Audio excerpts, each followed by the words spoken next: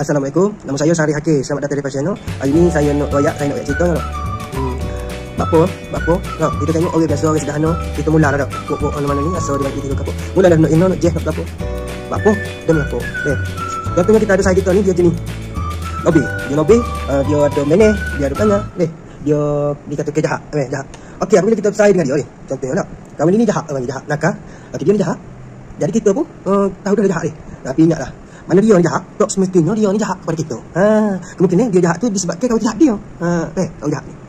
Lepas tu kebanyakan dak hak tolong orang mana hak molek saya ke berapa tu. Orang hak jahat tu, jahat di mata orang, ada pelanggar, ada mana biasa masuk dia kau berjaga apa gitu ni. Pengalaman dia banyak dalam saya, dalam kehidupan, jalan hidup, dia tahu apa arti kehidupan. Dia tak sedih pada diri dia. Jadi orang hak dikata jahat itulah, mana orang hak sebenarnya tahu segala-gala. Cuma dia salah kemungkinan dia kurang kasih saya, dia ada kena hidup, masalah keluarga, masalah rumah tangga, masalah apa-apa. Cuma lain kita kena sapok lah. Orang gitu deh, kita kena sapok. Contoh kita tengok dia ni sombak. Nanti kita pergi, kita tengok mainnya kan. Kita kena sapok mengikut haru, mengikut. Kita kena terapkan baki. Siapa kena molek dia ingat. Mana orang molek dia ni sebab dia cuba nak molek dari dia ni dak. Dia cuba nak molek. Orang pak patut nak jatuh gitu mentalnya jadi kau dia kesemak kita ni.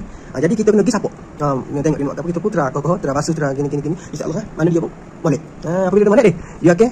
Ingatlah mana orang mana dia sambut dia tu. Tak semestinya tolong dengan piti.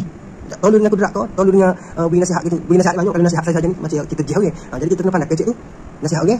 Jangan siapa menghina. Gitu. Kita kena basuh balik, kena kau basuh. Ibarat kini lah mana kita nak kuitel tak. Kita basuh. Gitu. So kau ajak gaya. Kita kena basuh balik kena kerah dia gini. Masuk buat pak benda. Ibarat gitu. Kita kena tolong. Kita kena sama support lah. Mungkin dia sendiri dia tak lupa kita. Kalau tak. Banyak kita hari ni kita kasih hati lah. Ada masalah silap kalau komen tulis kita royak lah. Mana betul pula. Okey, assalamualaikum.